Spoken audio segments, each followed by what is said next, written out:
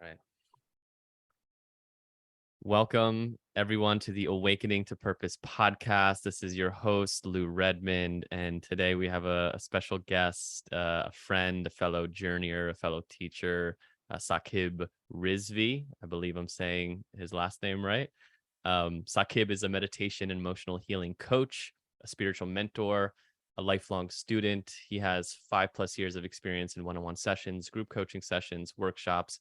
He's also trained in neuro-linguistic programming and is a Reiki practitioner. And he adds a self-proclaimed mystic. And me and Saqib, we've been a part of a mastermind in the past couple months and have gotten a chance to connect. And the way that I look at some of Saqib's work that I mentioned to him recently is also a spiritual grandfather. He is a wise man, a wise elder. I respect the breadth and the depth of his work. And so, Saqib, welcome to the show. My pleasure, totally, here, Lou, and I'm really excited about this because, we have recently, I think not long ago, we started talking to each other and, we became friends. And I think this is something I'm really looking forward to. So I'm going to ask you a question that I have a tough time answering myself, but I like asking other people that are in similar situations this question. If you tell people that you're a meditation teacher and they ask, what kind of meditation do you teach? How do you respond to that? That's a difficult question because, meditation can have so many different meanings. So to that, I say that it is all about going within yourself, and it is all, and that journey is different. I see, if we talk about any end goal, although there is no end goal as such to this journey, but if we, let's say, hypothetically assume that there is an end goal, and that end goal is enlightenment. So I see enlightenment as a mountain top, and you reach that mountain top through different paths. So one can really not define that what path we take, or what trail we take to that mountain top. So I feel that it cannot really be defined, but yes, if I have to define it, I would just say it's an inner journey, and which path you take on that inner journey is totally your choice. So yeah, that's my So answer. what I'm hearing is you support others in their own unique inner path, and that's going to Right. look different for everyone. So Correct. it's more personalized rather than if I was coming to you to learn specifically Zen Buddhism, that would be more of like a more structured path Yes. to learn rather than an individualized path. Yeah, that's correct. And that's, I think, one of my paths has been to de-institutionalize meditation, Mm, to take the institution away from the meditation, because although such discipline can be helpful, for example, Zen, it's a very discipline oriented practice, right? And such discipline is good, but I believe that each one of us has a unique path to that. If you are, for example, if Zen works for you, Zen might not work for me. And if some practice works for someone, it might not work for the other person. So I feel that everyone has a different path to meditation. And yes, that's what my way of meditation, approaching meditation, is to figure out, if I'm working, for example, with a client, I would like to figure out what the style of meditation for this client works best. Some people have a path of, are introverted, so they like going within themselves, but some people like to relate with others and meditate with others, so maybe that's their path. So it's very different for everyone. yeah, it's interesting, the Zen. I feel like when I hear people, I know someone that's in a Zen monastery right now, and I could see how it fits perfectly for this guy, and I'm totally judging him in some ways by explaining that, because it's so structured, it's so rigid, it's so Yeah. by the book. And there's a part of me that feels like maybe I need that because I'm so averse to that. But when I hear Zen uh, teachers, it seems like Zen is a training and a discipline where it's like 1 + 1 = enlightenment. Like it feels like there's a lot of really like realized beings that have gone through a Zen training that I Hmm. have, see and learn from. I know Adyashanti early on, that was part of his journey. But I think you're more influenced, from what I understand, maybe of more of like the Ramana Maharshis, or the what's Nisradata Maharaj. I'm missing his. Nisargadatta Maharaj, yeah. Yeah. So I feel like they're more just ask who I am, or just like go. There's not really a teaching, right? There's not a Yeah, huge like body of work that is yeah, getting you there. yeah, Um, yeah, yeah. You're totally right. And what I feel is that, for example, Zen and that, disciplined approach. In if we talk about Buddhism, there are three levels to approaching meditation, and the first one is Hinayana, which is also called Theravada tradition. The second is Mahayana, and the third one is Vajrayana. So Hinayana is all about discipline. And Theravada is all about discipline. And it is good for early practitioners, where, if, for example, if I'm finding it difficult to meditate or to sit with myself, and I find myself getting up all the time and there are so many thoughts in my head, so that discipline can be really helpful. So I go through the Hinayana path. But then comes a point where I am disciplined. I can sit in meditation now easily, but now I have to make it a more of a intuitive practice, where I am deciding for myself, which is more of my approach, that, okay, let it be intuitive. Whatever works for you, take that and go with that. If you feel like doing chakra practice, do that. If you feel like just sitting in pure awareness, just do that. But then there is a third level, which is Vajrayana, or it is also known as the diamond method, which is letting go of all kinds of practices and just simply being, and just simply being conscious. And that's the only practice you do. You are simply conscious. You don't do any other practice. You are just observing. So I feel that these three, and, as you also mentioned, Zen and that discipline, that's necessary for different stages in life and also for different kinds of people. So there is no like judgment around what's right or what's wrong. It's just that what's good for me, that works best. do you feel or have had times when, I know I'll speak for myself, when I read accounts of a Ram Dass finding his guru, or someone finding their teacher and just falling into bliss and realizing, this is my guru, this is my person. Have you had that experience, or how do you think of that experience? Because for me, I feel like I like to jump from thing to thing, and I wish I had one teacher. I wish I had one path, but it just intuitively hasn't been what's been true for me. So I'm curious how you think about that or experience that. Yeah, that's and that was my, I can totally relate to that, because I heard someone saying that, and I think it was more of from a critical and judgmental point of view, and someone was saying, okay, who's your guru? And I did not have an answer to that, and they say, oh, you don't have a guru, so how did you, like, how are you how are you a meditation teacher? And then I reflected on this a lot, and I came to realize that the guru might not be, and I think this is something someone said, I don't remember who said it, but it was beautiful, that the guru doesn't need to be in a physical form. The guru can be, I think it was Baba Ramdas himself, he said that, I think so, that he doesn't need to be in a physical form. It can be your own intuition, it can be an entity, it can be, it can be some book, it can be some information that comes from somewhere. So I think my path, in that sense, my path is similar to yours, because for me, I keep jumping from one thing to another. But if I have to talk about a guru, I would say it is more of, I don't want to give a label, because, labels are just labels, but something like my higher self or my intuition, or some entity that has been guiding me, not in a physical form, but in a form of knowing that comes from within me. And that intuition has guided me in my life. And that's, if I have to say who's my guru, that's my guru. Mhm. And apart from that, a lot of learnings from many other teachers, be it, as you mentioned, Ramana Maharshi, Nisargadatta Maharaj, Osho, Buddha, Lao Tzu, many of these teachers, they have been gurus. So I believe that it's not necessary that there is one fixed guru, but it can be anything. Yeah.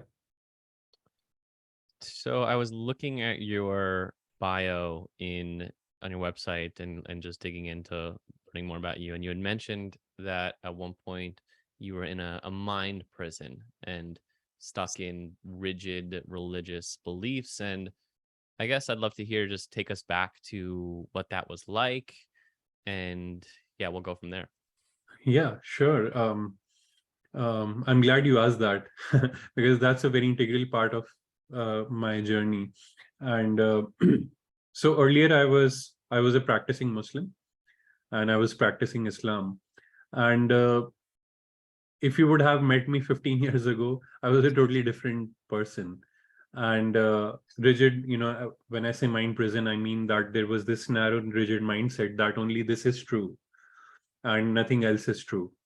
And I think this is what the result of blind faith is, where we think that only my religion or only my, what I'm practicing is the right thing, rest else is nonsense.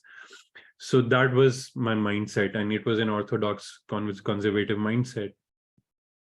And I think this is true with a lot of people in the world today, where we get attached to one particular religion or practice or cult or whatever that is, and we think that that is only true, that is the only way to approach God or enlightenment or whatever that is.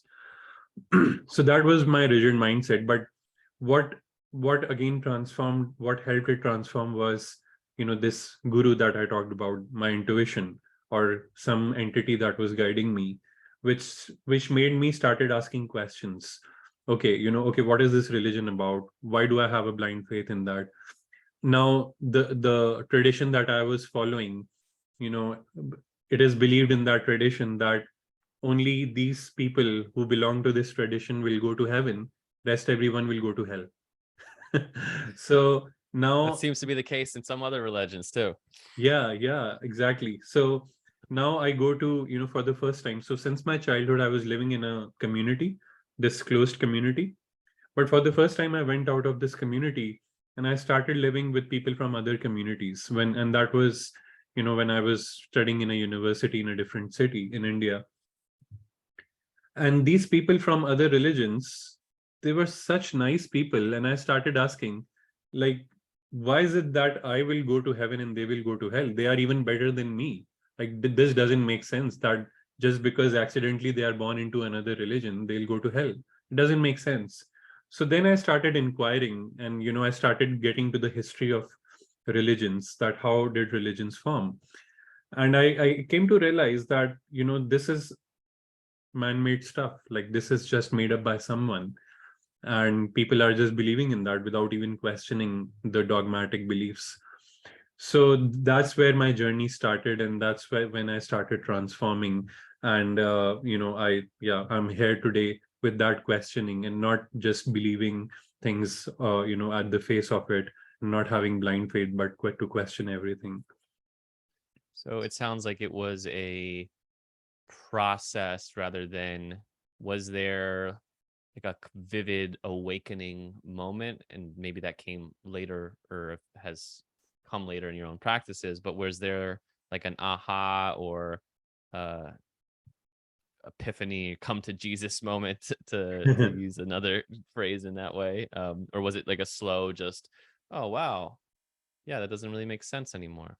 Yeah, it was a slow process. I don't remember any like one specific moment when that happened, which happens for a lot of people, but it was a slow process. So my intuition or higher self or whatever this entity is, it will guide me to ask questions. So for example, if I'm saying, okay, I believe in this, I believe, for example, meditation is the only way, and it is the only path. So it will tell me, question that. This is the voice I listen to in my head, question that. And I like, oh yeah, I think I should question this idea as well. So that way, by questioning, I felt that a lot of those rigid beliefs transformed. But if I have to talk about one moment, it was when I started meditating, and I was I remember I was doing a chakra practice, and suddenly I had an out of body experience. So I was not in my body anymore. I was floating around in the room. And that was the moment where it was like, yeah, I'm just, it's not, I'm not the body only. I'm much more than that. And maybe, it's the body is something I have, and I'm not the body, but it is something I'm like clothes that I'm wearing, but I'm much more than that. I think that was the moment which was more experiential in that, epiphany. You have a story of similar to mine in a sense of leaving a more traditional job and pursuing your own path, and in the lieu of this podcast, maybe you might even say pursuing life more purposefully. And we can talk, I want to talk about purpose in a second, but I'd love to hear about where you were at in your life in this job after you started questioning, and the when was the decision to say, okay, I want to give this back and kind of take a step forward. Hmm. Hmm. So I was working as a marketing. I was working in marketing for a smartphone company, and it was a pretty hectic job because we were like launching. It was a new company, and we were launching smartphones in different countries. So what happened was that, and my boss was, as many bosses are after my life, and calling me up at 12 in the night and telling me to make a presentation by morning and that kind of stuff. In India, we have like, I think there are no labor laws. People don't follow them. So people just, there is a lot of like stress and anxiety that runs through the corporates. So I started experiencing this stress and anxiety, and I remember that I was, driving my car to the office, and I was having this strong anxiety, and my heart was beating. And I was diagnosed with high blood pressure at that time. And I stopped the car. I couldn't drive because I thought I might get a heart attack. And I stopped the car, and I just looked at myself in the mirror, and I thought that, what have I become? I was such a like joyful, and I was such a peaceful person, and everything was fine. What has happened to me? My life has changed just after working for a few years in the corporate. And then I decided that I can't go on like this. Like, even if I continue, I will die. So it's better that I just leave. So that was the moment I decided to like give up, my job. I resigned, and I gave up my job. Then I thought that, okay, what do I do now? I don't have a job. So I Real quick, started. was it that day? Like that day, you were like, screw this? Yeah. I Wow, didn't resign exactly that day, but that day I decided. And got it. I think in a few months I decided, and in 4 months I was out of the company. Yeah. And then I started a few businesses because I didn't know what to do. And then I realized that this is not for me. It was a retail business. I realized that this is not for me. And then to heal my like blood pressure, I went to the Himalayas in India, and I learned meditation there, because everyone was saying that if you want to heal yourself, do meditation. And after starting meditation, in 6 months my blood pressure was gone. I was back to my homeostasis. And I thought that this is so wonderful. I decided to be a meditation teacher then. Beautiful. And then how long after that do you leave India and find Insight Timer? Because if me and you, I would say we, in many ways, caught a break with Insight Timer and have Yeah. supported. And some of you probably are listening to this right now, finding us or listening to our meditations on Insight Timer.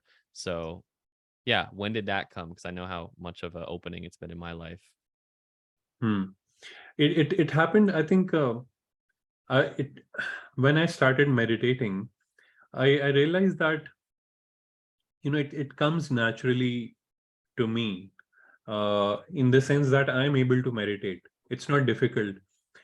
um, and I'm able to sit for long hours, and I'm able to go deep. Now, there was this guy, where I was getting trained in meditation. There was this guy in the institute who was a vocalist before, and he became a meditation teacher. So I saw that how he was using his voice, because he was a vocalist.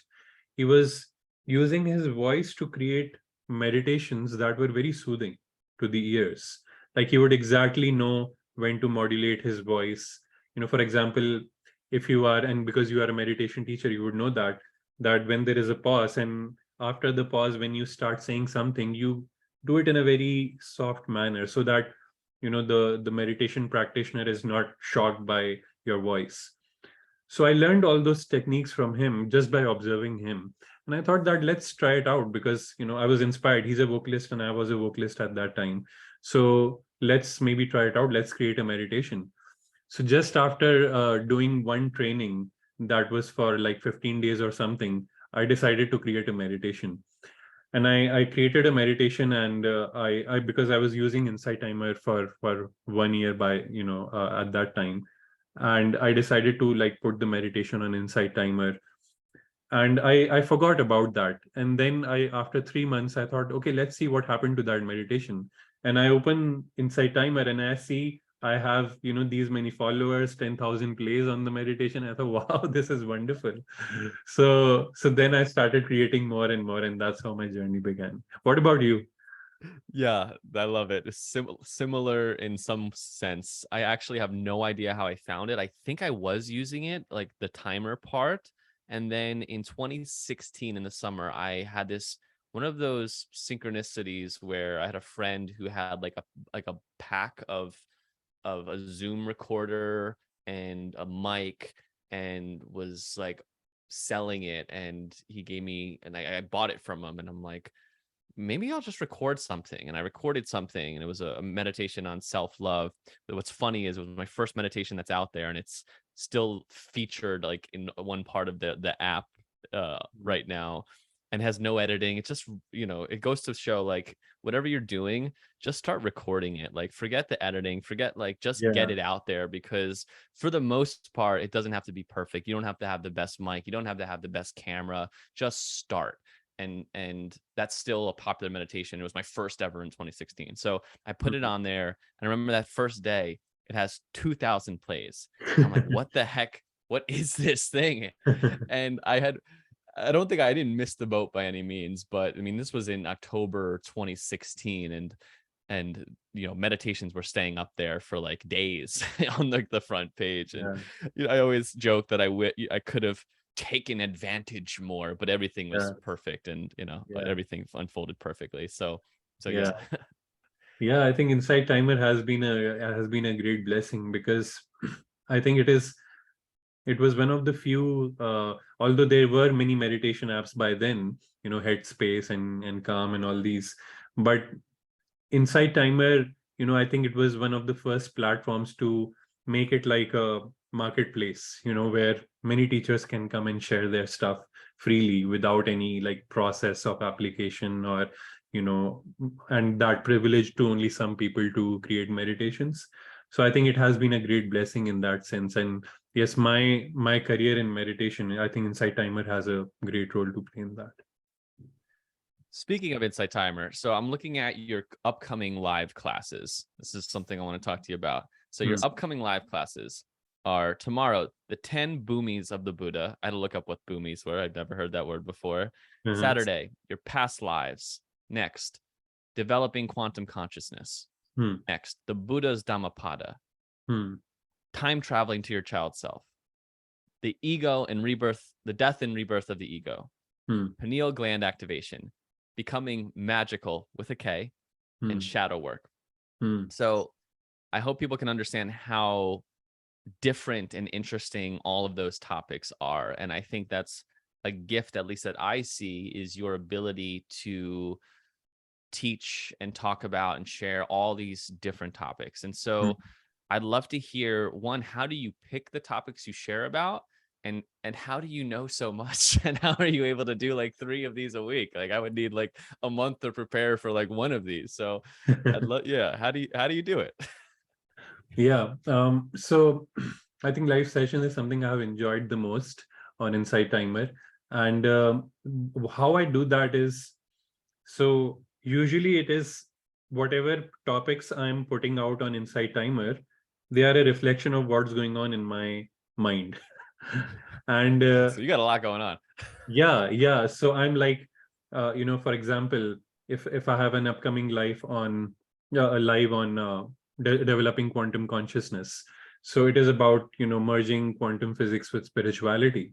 So I created that live just because a few days ago I read an article, that the latest Nobel Prize in physics is given to people who have proved that quantum entanglement is true, which makes us question reality, that what is the nature of reality. So it is kind of a spiritual concept. I don't want to go deep into that because it will take another podcast to do that. Okay, go check his But live. yeah, but uh, it is something I became really curious about. And what I do is then I reflect on that. I would like take an hour to just go for a walk and reflect on that topic. Are And you writing things down, or you just it's all just in the no, it's mind right all now? it's Got all it. inside. And then I feel, okay, maybe this is worthy of a discussion. So first I do the reflection by myself, and then I think that it's worthy of a discussion with people on Insight Timer. So as I do the session, it's not that I have a fixed structure. Earlier I used to have a fixed structure. So for example, I would go for a walk, I would reflect on it, and there 5 points will come up. Okay, I have to discuss these 5 points. I have to discuss quantum entanglement, I have to discuss double slit experiment, I have to discuss all these things. So but now what I do is I say, okay, I have reflected on this, let's see what discussion I have with the people on Insight Timer. So I will start the session, and people will start commenting in the chat, and I will get prompts from there, and based on those prompts I will take the discussion forward. So it's more like having a discussion with friends in the room, that you kind of build up and improvise on that. And that way I have realized that it becomes more natural. Then I don't have to like think of a script, or think of what I have to say, but it is more of coming from a natural place, and it's like a discussion the way we are having right now. Beautiful. Sounds like a curiosity and an exploration, which Yeah. is yeah, it seems to be working incredibly well. Like on all those lives, there's already hundreds of people signed up to all of them. So you're doing a great thing. So yeah, really deeply admire that. Thank you. So I watched a video of yours around, I watched a bunch of videos of yours preparing for this, but in the nature of awakening to purpose and this topic of purpose, I think it's funny. As I was watching some of your videos, I was like, I've been talking about this too in some ways. It feels like a lot of similar things. And I'd love to hear what people, how you think people get wrong around the word purpose, the topic of finding their purpose. Hmm. And I know you had a question that is better to ask. The video actually cut off before I heard the question, so I was like, I'll Okay. just ask him here. So yeah, talk to us a little bit about how you look at purpose. Yeah, I think purpose in itself is a beautiful thing. And but what people get wrong about that, in my opinion, is that people think that it is something of the future. And what then happens is that that future never arrives, right? Because future doesn't arrive. What arrives is the present moment always. So when I say that, okay, I need to figure out my purpose, what is my purpose, then what I'm actually doing is I'm saying that, what will I do in the future, basically. I'm not focused on this moment, what's happening right now. I'm in my head, thinking about the future, not here right now. So the question then we can put differently is, what do I feel like doing right now in this moment? What do I feel like doing right now in this moment? And when I keep asking this question moment to moment, automatically my purpose will be fulfilled, because I will be coming from a more authentic place. I will be listening to my intuition and my feeling. For example, if I like right now we are doing the podcast, so definitely I can't say like right now I feel like going out, because we'll have to end the podcast. But let's say after the podcast I ask this question to myself, okay, what do I feel like doing right now? Maybe then the answer is, okay, let's pick up this book and let's read it. Now it might not seem that this is fulfilling, by the way. I I picked up Charles' book, and I think we both are reading this, right? Plug Charles Freely. Yes, Yeah, we I can do nothing. yeah. So let's say I decide to read that, and it might seem that it's not fulfilling my purpose because I need to do something else. I have an idea in my head, but maybe this is the most important thing. Maybe I'll read something in this book that will make me, more aligned with my purpose. So I feel that the problem is that we make it a future oriented question versus asking that what do I feel like doing right now. And when we keep asking this, we get into a state of flow and very present, and automatically what our purpose is fulfilled then. I love this, and taking this in for myself, and a couple of questions come up because there's a part of me that's like, yes, I need to be more in that flow and less structured of these are the things I want to get done today. And what would you say to a person that says that they ask themselves this question and their answer is feel like hanging on the couch and eating popcorn and watching, watching Netflix. Yeah. What do you say to, because I can imagine hearing someone's rebuttal saying that of, well, what if you just feel like doing whatever you feel like, then maybe you never actually get anything done or actually find your purpose. So how do you answer that? Yeah, it's a very valid question. And I would say to that, whatever you feel like doing, even if you feel like eating popcorn or watching Netflix, do it totally. Yeah. What will happen is that when you do it totally, you are very conscious of it, right? Mm. And if you are conscious, we'll see that this is not maybe aligned with my purpose, and we'll start doing something else. But the very act of resisting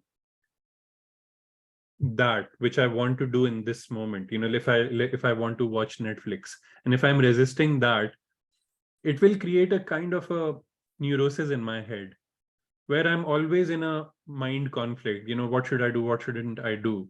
But if I'm allowing myself to fully immerse myself in watching Netflix, then at some point of time I will be like, what am I doing? I'm wasting my time. Let's so the whole idea is whatever you do, when you do it totally and consciously, automatically you will get to your purpose. So rather than resisting that, fully immerse in that. That's my philosophy. Well, it shows in the level of content and what you put out, if this is the route you're following, because I'm fascinated discussing the creative process, and I tend to fall sometimes into the camp of I don't know if you've read the War of Art by Stephen Pressfield, but in the creative mindset of show up and inspiration will come, right? I don't feel like writing today, but this is my job. It's also a Jerry Seinfeld comedian writing of, if people don't know the story, Jerry Seinfeld, one day he was walking down the street and he saw that he was developing his career in LA. He just moved to LA and he was doing clubs at night. And he was during the day looking at people that were construction workers. And in this moment, he had this like aha where he realized that those people had to do that work. Like they were forced to do that labor. And there he was, this comedian with all his time on his hand. And he had something flip off that if he wanted to be a professional, that he needed to have the discipline of these guys doing much harder work than him to show up, and his thing was only write for an hour a day and actually show up with that discipline. So I love both. Like I think I need probably more of what your philosophy is. So I guess the question is for me from that is, how do you set up your days? Like, do you have an idea of what you want to get done this week or today? I know you just finished a course that you were working on, or do you wake up and say, what do I want to do today? Do you have a routine that you follow, or is it so just following that flow? Yeah, it's a bit of both, but more of flow, I would say. Like some things are scheduled, like some things you just can't not schedule, right? For example, our meeting here today, it is scheduled and it is supposed to happen. Like I cannot say, oh, Lou, I think let's just watch Netflix and not do the Wait podcast, till we right? feel like this. Yeah. Yeah, so some things are good to be scheduled because and especially when it comes to relationships, because if I feel like doing something else and the other feel like person, for example, in this case, if I feel like doing the podcast and let's say you don't feel like doing the podcast today, then that is something which can be a mismatch. And I don't know then when we will find that day when we both will feel like doing the podcast. Right? So I feel that some things are good to be scheduled, which, and these meetings, for me, these meetings are scheduled, my sessions with clients are scheduled, all these things are scheduled, my live sessions or insight timer are scheduled. But most of the rest, I feel, I keep it free. Like, so I would wake up in the morning, and let's say I don't have a session, I would ask myself, okay, what do I feel like doing right now? Sometimes my intuition will say, okay, open up a book, or work on this, or go out for a walk. So I just follow that. And what I've come to realize, Lou, is that when I listen to my heart and when I listen to my intuition, I do that thing with more passion, versus when I have this idea that I have to do this, it becomes more of a task and effort.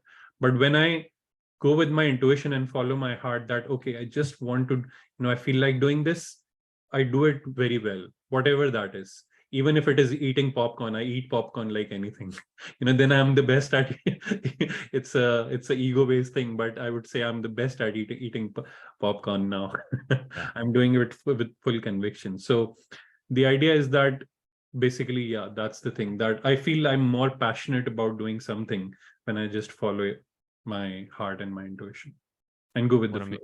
what I'm hearing is there's a presence, there's an energy, there's a fullness with, in some sense, that makes it kind of a meditation in a way Mm. of fully letting yourself be in the experience that you're having, rather than having the resistance of I have to do this versus I want to do something else. Yeah, absolutely. um there's one other question on that. Well, If you don't mind, can I ask you a question? yeah, please. What is it for you? How would you approach, like, how do you approach your day? So when I heard you explaining that moment, I feel like I give myself permission to do that on weekends. Like on weekends, I'll wake up and it'll be, yeah, what feels? Do I want to go for a run? Do I want to work out? Do I want to finish something I've been working on? Do I want to just read? And for whatever reason, I only feel like I have that permission on a weekend. But for Hmm. whatever reason, even though I have my own schedule, I can do whatever I want. I have my own business and I'm supported and I feel enoughness. And so I don't feel the pressure. But for whatever reason, I don't know if it's where I live. I don't know if it's just the routine and the conditioning that I've been in, that if it's a Wednesday at 10:30 a.m., I can't be on the couch reading a book, even if that book might actually be helpful to something that I'm looking to or researching or whatnot. So Hmm. for me, the way I approach it is I'm pretty structured in a morning routine. I tend to work out now in the morning, which is a new thing. I meditate at night now. It's all been kind of flip flop of my routine, but it's been great.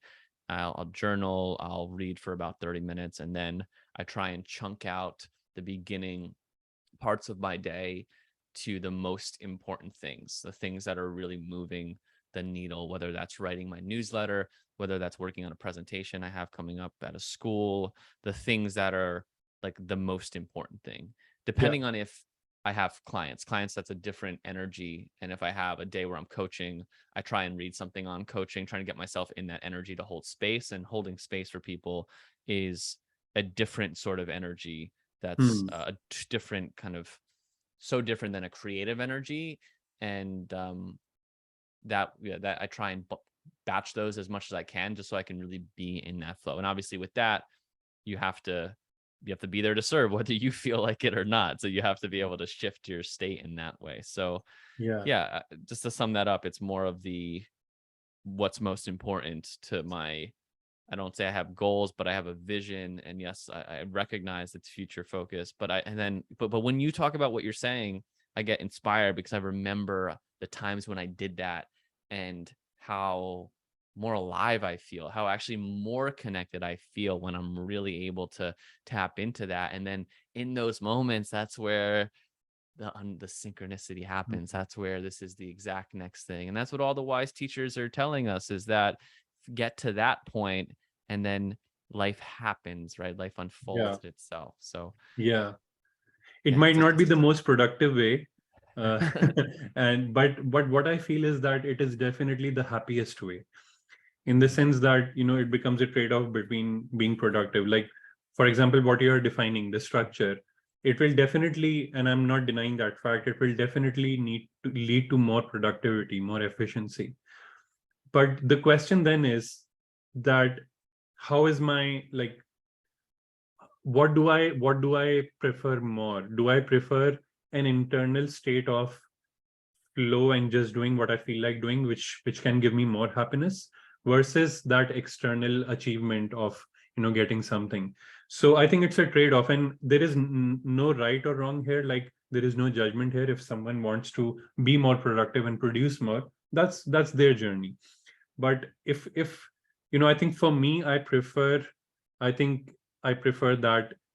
For me, it's very important to be in a state of happiness and joy and peace while doing that work.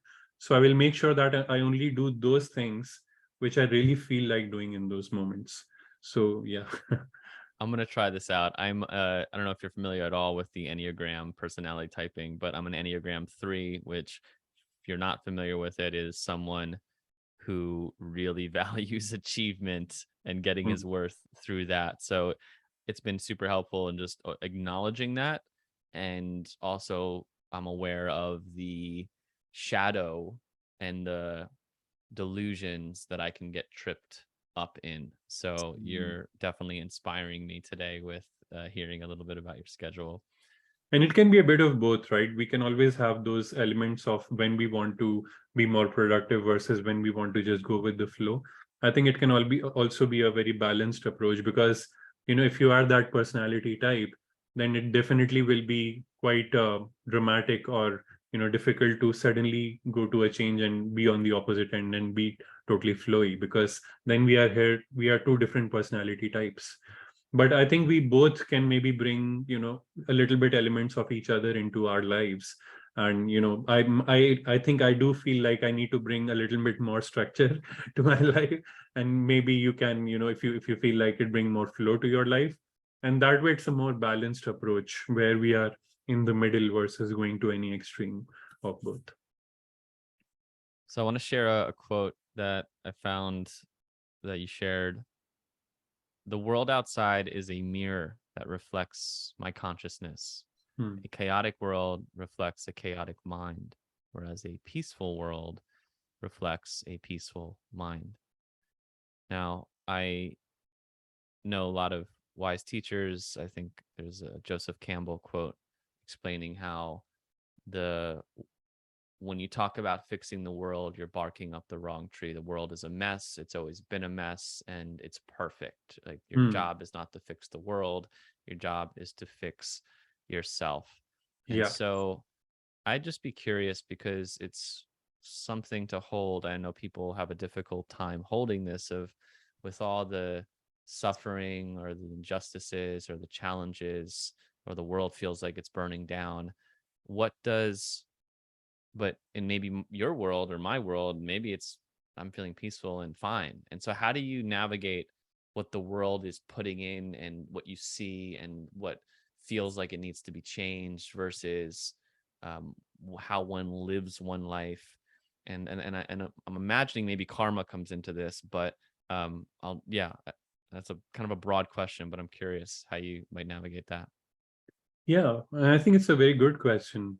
Um, because, and I did get a lot of questions after I put up that code, because some people did tell me that, oh, that's not the case, because, you can live in a war zone but still be peaceful.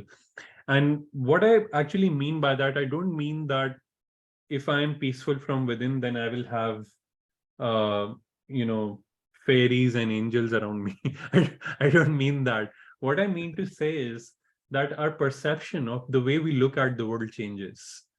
So even if it is like, let's say I'm in a situation which is a very chaotic situation outside of myself, but I'm peaceful from within, for me, I will embrace that chaos. Like I will not resist that chaos. For example, if I'm in a war zone and I am, I have reached such a level that I've been able to maintain that inner peace. For example, a monk sitting in a war zone, something like that.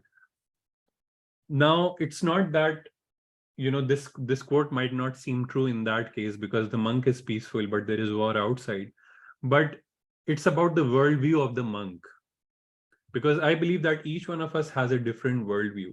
Now someone in that war zone will see this world as a dark place, right? That it is like we are living in a dystopia right now. That will be how it will seem to be a very dark place. But maybe for that monk who's sitting there, it will fit in. Like he will say that, oh, this is a part of the journey. Like this war is actually very necessary for the peace to follow. For example, when Hiroshima and Nagasaki happened, although it was the most horrific incident for humanity, but it led to a lot of peace treaties, due to which, thankfully we did not have till now, and hopefully we will not have, but till now did not have nuclear wars. So then that monk would see this as a season, different seasons of life, and he will see that it's okay for at times for us to have a challenging world outside, because only through challenges we can know the value of joy and peace. So that's what I meant by the quote. You have a few courses that I want to discuss and hear from you, because again, you have unique takes and unique courses, and one that sticks out is your somewhat more recent course on past lives. And I'm really curious. I'm super curious about them, but for whatever reason, there's a part of me that's like, yeah, that's cool to figure it out, but how does it help me now? And so Right. I'm imagining this is a question maybe you've gotten before, or maybe you answered to. So I'd love to hear two parts of this question. What are the past lives you've connected with for yourself, and how have they informed you in this lifetime? Yeah. So I think my first past life experience was I went for a past life regression. I was working at a meditation center in New Delhi. It was called Zorba the Buddha. And the benefit we had there was that all the programs for the employees were at 50% discount. So, I thought, like, let's take advantage of this opportunity. So there was this past life regressionist who came there, and first my friend did a session. So I will answer your question, in my friend's story, that he used to have this severe abdominal pain, and he had been to every doctor. He has tried every modality. Nothing healed him, and his abdominal pain would stay. And then he did this one session with this past life regressionist, and he remembered a lifetime in which and it was a recent lifetime where he was stabbed multiple times, in his stomach, by another tribe, and he was tied to a tree and he was stabbed multiple times. And the past life regressionist did some healing with him and cleared that energy. And when he came out of the session, his pain was gone, and he never got that. I talked to him after many years, and he did not have that pain. So that's one benefit. It heals a lot of our issues. So my past life experiences include, and I did a session with him, and then I started doing past life meditations. I started like experimenting. Okay, why do I need to go to a past life regressionist? Let's try it out by myself. So I then remembered a lot of time, and a lot of my issues were healed, actually, because I had this like severe claustrophobia since my childhood, and I did not understand where does it come from. And then in this lifetime, I remembered, as I was doing this past life practice, I remembered that, I don't know if this is like true, or my mind was making it up, but it was very healing to me, that I saw this lifetime where I was a leader of a tribe, and there was an attack, something like the Avatar story, that there was an attack from an extraterrestrial species, and we were forced to go underground. And because we had to go underground, we that forcing was, causing us a lot of like claustrophobia, because we were underground in these tunnels, and we did not get good air, and we could not come up to the surface because of this species. And that's where my now when I remembered that lifetime, and when I did some healing around it, it reduced to a great level my claustrophobia.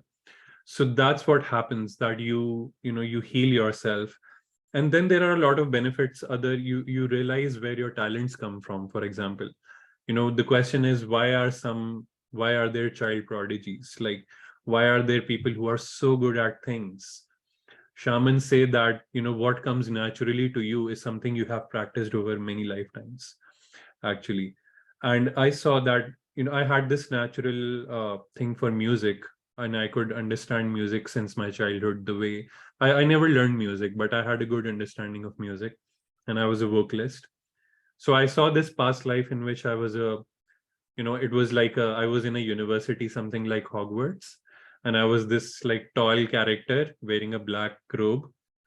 And I go to this classroom, and there is this teacher teaching music. And in that world, music was actually a physical thing. Like, you could touch it, and you could see it, and I could see the notes flowing around, and I could see music as an energy moving around the room. And I realized that in this lifetime I was a musician. I learned music and I was a musician. So maybe that's where my musical talents come from. So that's what the answer is. That And I have had like remembered many other, like, I think I remember somewhere around 10 to 12 lifetimes. And I don't claim that they are like true, or I know for sure that they are true, but definitely they have led to some transformation when I remember that. I think that's the biggest key to anyone who might be listening to this and maybe has a skepticism towards past life, of whether it's true or whether Saqib's mind or any of our mind is making it up, but we have an intuitive sense that it might be. If it's helping us, why not? Why not Yeah. try it out? Why not explore? And that makes total sense when you explain that story for things that we don't even realize, which takes like going to therapy to figure that out to a whole nother level. It's like I can't even connect with the it didn't even happen in my lifetime. It's a tough one. So Yeah. maybe it's an avenue for people who have been doing some healing work and can't find the root, can't figure it out.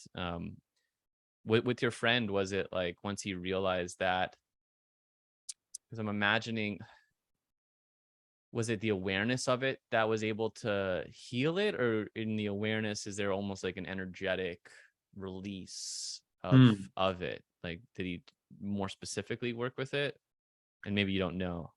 I don't exactly know what the therapist did with him, but I think awareness is a key role here, because when we become aware of the root of our problems, they have a like an automatic effect. They start healing by themselves. Hmm. There's a saying that where your awareness goes, the energy flows. So maybe once he became aware of like the fact that yes, he was stabbed, that trauma, or that was inside him, it released itself, because that trauma was just to make him aware, okay, this happened to you. And when he became aware of that, something happened which the energy released. I don't exactly know what process he followed, but I feel that awareness is key here. What was that the case for you, for the being in the cave and blanking on the Yeah. word, being claustrophobic?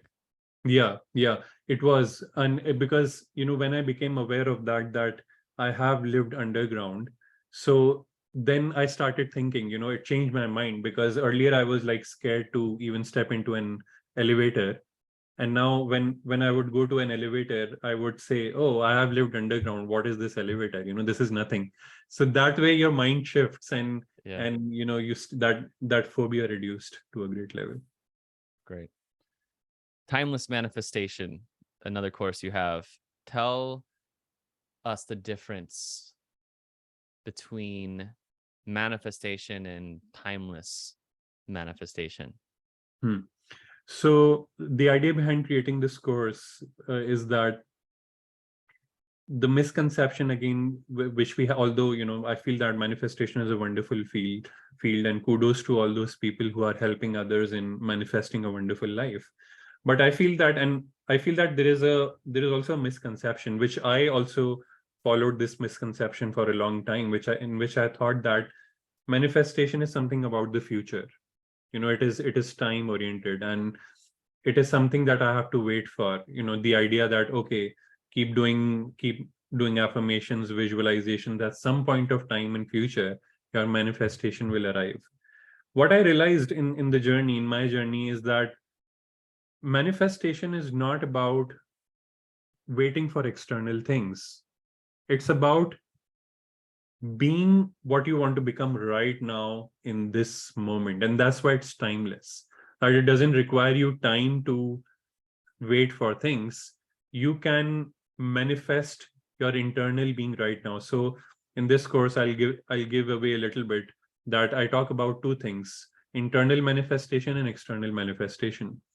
If we are focused on the external manifestation, then we will keep waiting. It will be a time thing, and we will feel also fear around it and lack around it, like I don't have that yet, or it might not come, and all those feelings.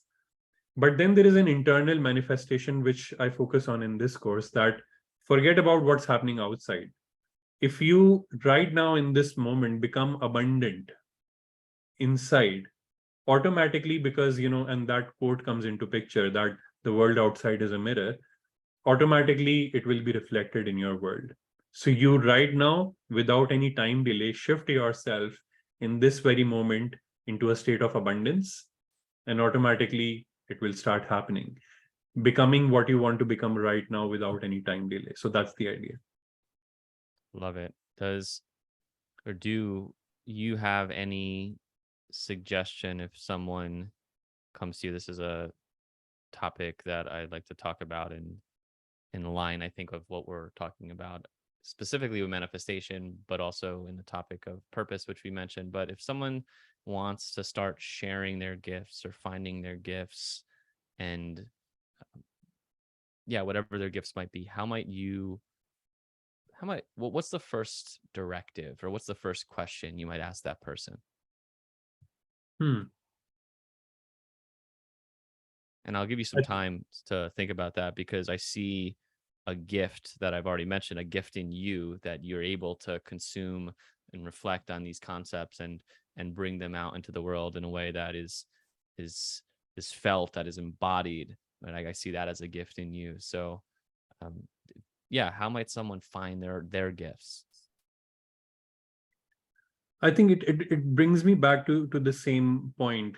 When we talk about finding gifts, it again becomes a future oriented thing. It becomes a quest, and that quest is never ending. I feel that. I like the quest, in case you haven't got. Yeah. So for me, it is again the same question. What do I feel like doing right now? And what I feel that we will automatically discover that. So if I feel like doing, if I feel like, let's say, writing something right now, so I'm writing, and then then tomorrow I again ask this question, okay, what I feel like doing right now, and then again I'm writing. I will figure out in the process that writing is my gift, or writing is something I really want to do. So I think, this I would give the same answer to this question as well, that it's all about staying in the moment. The more we stay in the moment and more we stay connected to our intuition, it it automatically reveals itself. So we don't have to like find it somewhere in the future. The more it's already there, and we have to just connect with it and be with it, and it will reveal itself outside as well. You're reminding me of when I was still working at a company. I had moved into a place by myself. I was in this time of real self-discovery and growth, and naturally, again, something about the weekends, I give myself permission. I had to go to a job during the week, so there's that.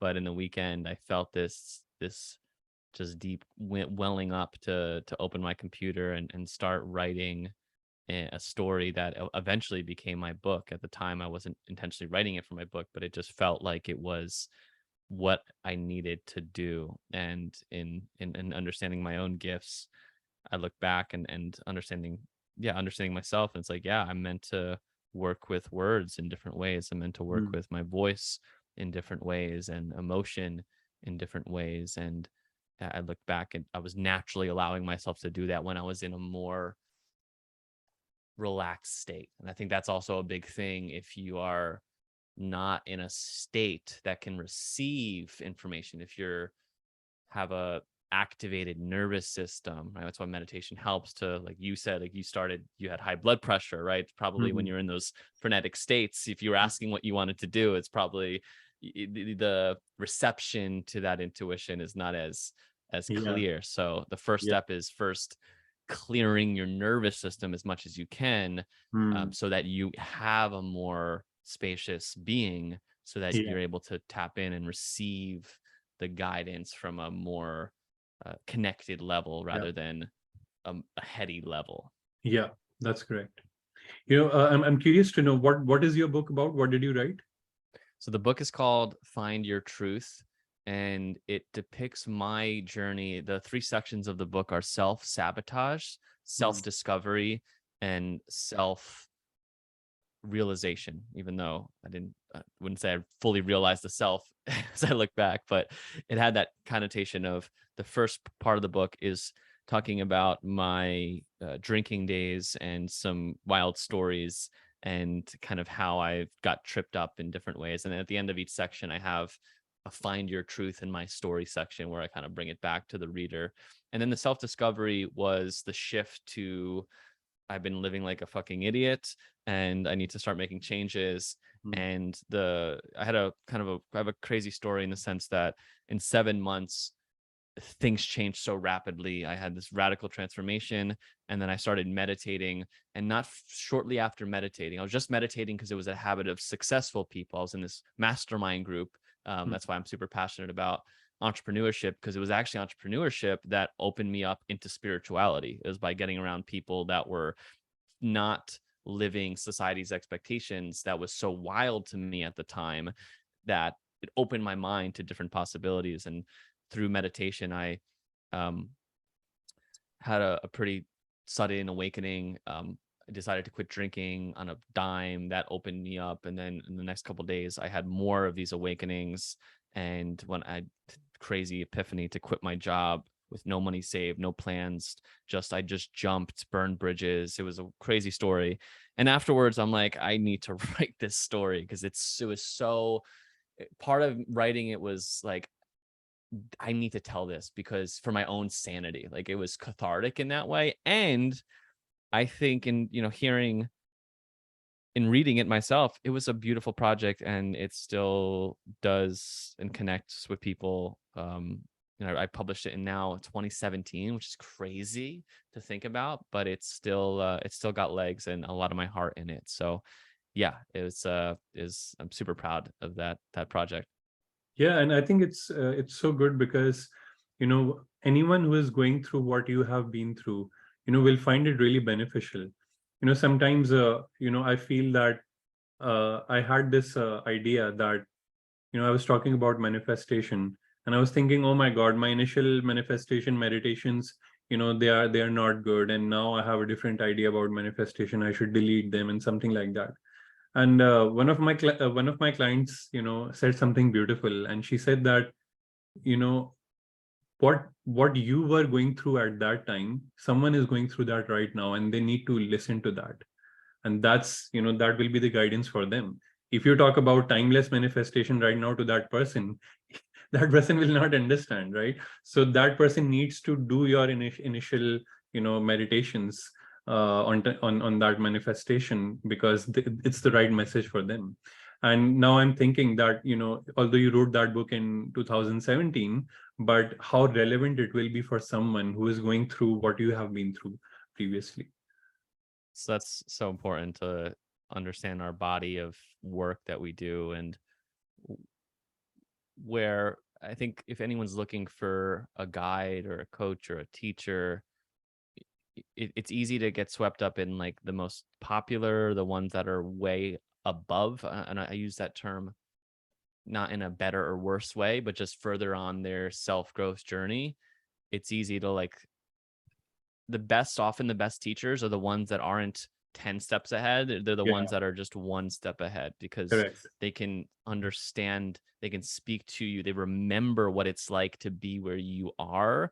Yeah, Someone who's, you know, been doing it for 20 years, they're just, they don't even remember what it was like necessarily to be where you're at right now. So in yeah, that guidance and trusting, and this is where your own kind of inner guide helps, and understanding that, you know, messages, yeah, I look back at things in the book, or I look back at things I said, and it's like, I wouldn't say it like this again. Or I have YouTube videos where people say, I watched that YouTube video and it really helped me. And I look at those YouTube videos from like 2016, and I was like yelling at the camera. I was like, you like this? This is insane. Uh, And so that's also like, I mean, that also goes to our own growth as creators and guides, and um, people that are embodying and sharing what I hope, you know, is helpful to people, and in a sense of service. I think that's what it comes down to when I think of sharing gifts. Is I would ask this question all the time in the beginning of my journey: is how can I serve? How can I serve? How can mm, I serve? How mm, can I be an instrument of peace? How can I be uh, how can I live thy will, not my will? And really asking and praying in that way has been a big part of at least how I've found that, even though that might still be a future focus, but I still do feel connected to, yeah, connected to letting life be lived through me. yeah. No, I think I think that's we are very much aligned on that, because that has been my journey as well. You know, when we think about, and I think what's beautiful, the question that you asked, how can I serve? When we, what I've realized is that when we ask this question, we also transform in the process. You know, when we have an intention to serve, because earlier, at some point of time, I started judging myself, like, for asking this question, that how can I serve? Because I thought that, oh, I should first go within myself and, you know, forget about everyone else and just work on myself and then help others. But now I realize, no, that's not the case, because this very question, that how can I serve, it is also making me transform, and automatically I am also transforming in that process. I don't have to like first wait for my own self realization and reach enlightenment and then, you know, go out into the world and serve others. But my very question, how can I serve others, is also making me grow and evolve. And that acceptance of ourselves, that we are also, although, you know, we have that label of teacher or coach or something, but we are also evolving along with, you know, the people we are serving. I think that's something important to embrace. Your What you just said gave me chills and reminds me of a saying from A Course in Miracles, which, for those of you that are not familiar, A Course in Miracles is a channeled text, claimed to be channeled by as Jesus as the channeler. So wrap your head around that, if that's hard to wrap your head around. But a lot of good stuff in that book. And there's a line, I just pulled it up here, that I used to also repeat to myself, and it goes to exactly what you're saying. Of Here's the line. It's in chapter 2. I am here only to be truly helpful. I am here to represent him who sent me. I do not have to worry about what to say or what to do, because he who sent me will direct me.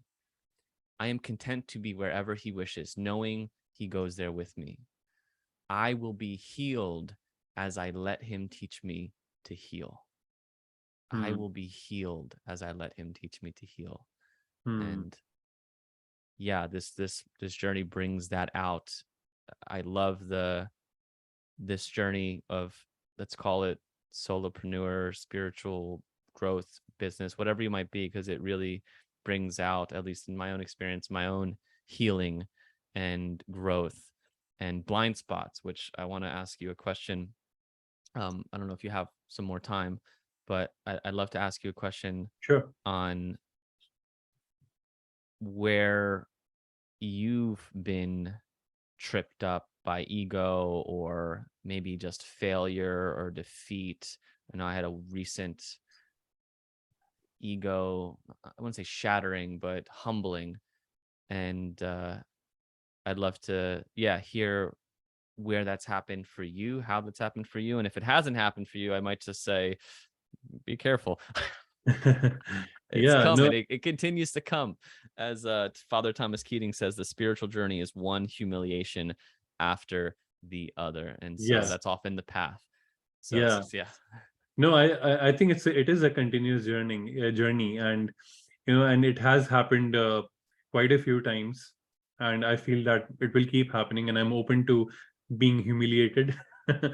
And it happened, I think, mostly when I had this experience, and I realized, the problem, although it's beautiful work, but the problem with the nature of work we do is that the way the internet is structured these days, the followers, the people praising you, and like you becoming kind of the center of attention if you are an influencer. I think that fuels the ego, and that creates a false sense of self, which is that somehow, I am great, somehow I am greater than the other, or somehow I'm like that. And I had a very humbling experience. Once I was working with a shaman, and when I went for, then it was a ceremony, and when I was in the ceremony, I experienced I experienced this ego, although I wasn't aware initially. But I felt that I started thinking these thoughts that, oh, I know more than this shaman. What is the shaman talking about? And I know more. And she was talking about some specific. I don't remember what that subject was, but I got these thoughts in my head. Oh, I know more on this subject. And now, while the ceremony was happening and she was doing some energy work, in that state, I saw my own ego. Like I saw my ego being like this hard shell, which is not letting things in, which is not letting that beautiful knowledge come in into me, and wisdom come into me, and that healing to come into me. And she came and she did some energy work. It was as if, and I could visualize it as an experience where I had this hard shell, and she had a hammer, and she broke that shell with a hammer. And in that moment, when she did that energy work, I suddenly submitted to her. Like, I felt this, my head bow down, and my ego melting away. That, I had this ego that I know more, but it started melting away, and I started opening myself to her wisdom. And in that moment, I realized what she was sharing was really powerful. But my ego, that I know more, was blocking that message. I could not see the beauty of that message. But as soon as I surrendered, I could see that how powerful, and that powerful wisdom actually transformed me. So this ego of, this ego trap of I know, is a big ego trap, and that shattering was a humbling experience. Power, sex, money, typically falls around there to look out for. Um, that really resonated is, and I'm special, right? Look how special I am. I have this many followers. These people think Yeah, I'm important. And again, for an Enneagram 3, it's hard to. It's a continual. It's a continual watch, and as much as we can consciously watch, it can we can get tripped up. We can if the greats get tripped up, we get tripped up. And yeah, it's important to with all awareness, stay humble. Use the word submission, which I think in a Western mind has a lot yeah, more difficult with that word. yeah, um I'm curious because of that word. And I recently read a book, or it's the second time reading this book, by Kabir Hilminsky. He is a Sufi, and the book's called Living Presence: The Essential Mindfulness of the Essential Self, or whatnot. And I just felt like the transmission in this book was so pure and powerful. And obviously Sufism is influenced by Islam, and I've always had only positive experiences speaking, learning about Islam in different contexts. And so, knowing that this was the religion you came out of, what's your relationship to it now? Do you still read? Are you still do you consider Muhammad a great being and prophet? And yeah, I'm just be Hmm. curious where you're at with that now. Yeah, I'm so glad you asked this question because rarely someone asks me this question, and I'm really happy to discuss about it because I think there are two parts. There are different ways we approach any religion or any culture, any tradition or any spiritual person. The problem arises when we make it a dogma. So I feel that Muhammad was a spiritual mystic, the way there are others like Buddha, Lao Tzu, Rumi, and even today there are many mystics. And the people after him created it, made his teachings a dogma.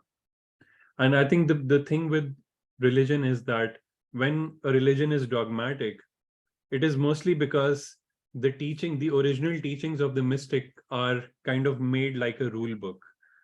So there is that part to Islam, which is, I think, which is how mostly Muslims in the world follow. That again, no judgment around that. I'm not saying that's wrong or something.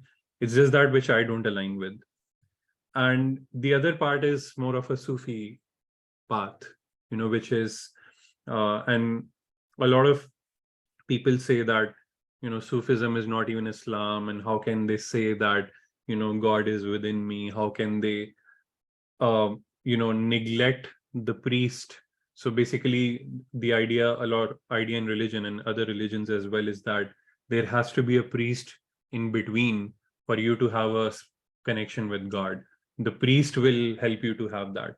Now what Sufis did with Islam was they removed the priest and they said that I have a direct connection with God. So I think that's really beautiful, and that's something I relate to more. And I don't, I'm not opposed to religion. I'm just, I don't see it as a rule book. I just want to take everything that's beautiful out of it and leave the rest. So whatever aligns with me, I'll take that, but I will not make it as a like a dogmatic practice. Thanks for sharing. I think it's also like you talked about before, like what is the awareness and presence you're doing something with?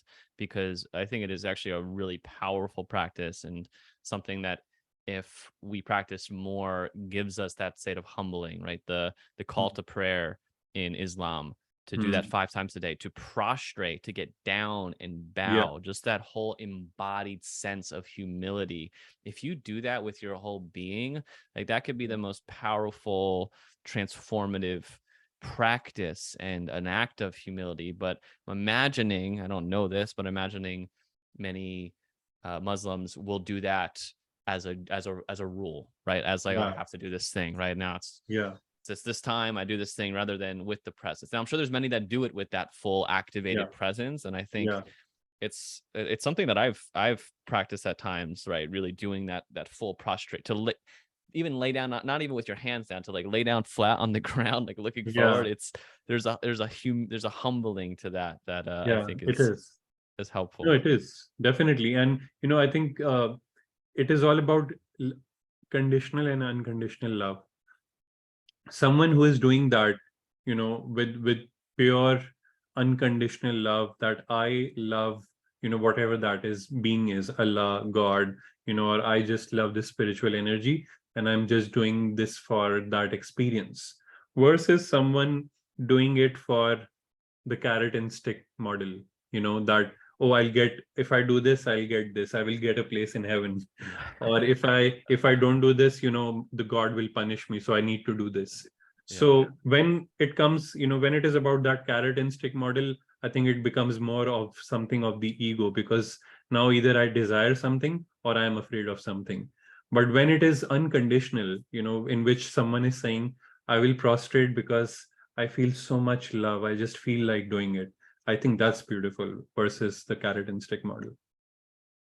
So just a couple more questions and then we'll wrap up. you're definitely versed in spirituality and meditation and in your own interest and consumption. And I'm curious what, I know this is typically a tough question to answer, but if any kind of foundational books or teachers or things that have really impacted you that might be helpful to someone else, maybe earlier on their awakening journey. Yeah, I think the first most impactful book was, and although this might not be interest to everyone, uh, it is a book called No God But God, and it is majorly about Islam. Uh, what it helped me what it helped me, how it helped me was that it created a paradigm shift in the sense of I started looking at religion in a very different way, and it goes to the history of Islam, and it made me see the history for what it is. The problem with religions and with a lot of traditions is that there is a blind faith. We don't even understand the history of how my own faith was created, because and it is not the fault of people, because if I'm a busy person, if I'm if I have a 9 to 6 job, and then I have to like tend to my family, and then I have to do the chores and all those things, I will not get time for that spiritual exploration to even study the religion that I'm following. But what that book really helped me was to study the religion, to go to the history, and to see what happened. And once we do that, we understand the religion to the core. We understand. It helped me to realize that that how it is, again, Islam is one path. It is not the only path. There are many other paths. So that opened my mind. And then I think it was the one of the most transforming series was book series was Conversations with God by Neil Donald Walsh. And although it is more from a Christian perspective, but I think Islam and Christianity are very similar to each other. So it helped me. What Neil Donald Walsh does in Conversations with God is he makes the whole practice of Christianity a more spiritual practice versus a dogmatic practice. And that helped me see that how my own practice was dogmatic, and how can I make it more less dogmatic. So that's a beautiful, and it's not about religion, it's a general book series which is very good for life lessons and spirituality. Yeah, I think this was a major one. Yeah, one of my favorites, definitely earlier on the journey, Conversations with God. So I'll give that a note. Um, so Saqib, what do you got going on now? What anything else you want to leave people with? Anything else hasn't been said or shared? I fully enjoyed our conversation today. Same here, same here. Yeah, I think right now I'm working on a course which is about spiritual freedom.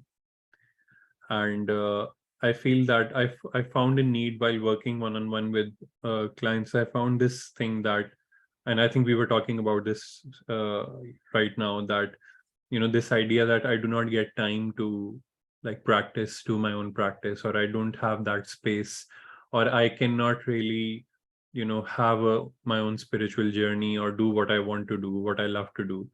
And to help someone who wants to get into a path of their own self discovery, and to do what they love to do, I'm creating this course about spiritual freedom, which is that how do you create healthy boundaries in your work life, in your relationships, so that you can find more time for yourself, and explore that path, whatever that is, not necessarily spiritual, but whatever you feel like doing, whatever you love to do, whatever is your own calling. So that's what I'm working on right now.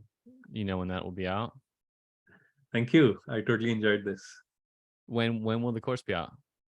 Okay, you're asking when will the course be out? Yeah.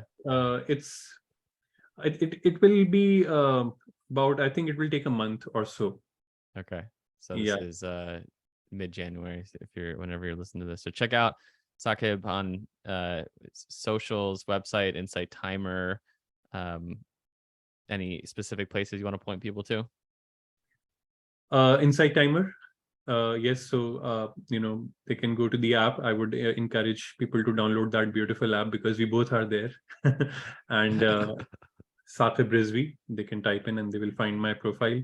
And I have recently started using Instagram as well and posting stuff there. So Saqib Rizvi on Instagram, and my website saqibrizvi.com. And Saqib also has a wisdom circle that I think he shares unique content, exclusive content with people, and has a little community. So I think you can find that on his website. So definitely go check that out if you want to spend more time with Saqib. Saqib, thanks for joining us today on the Awakening to Purpose podcast. It's been a gift, and I can't wait. Hopefully, we have another conversation soon. Same here. I totally enjoyed it. I totally loved your questions. And I think this is the first time that such deep questions, were asked, and I totally enjoyed, exploring them with you. Thanks, brother.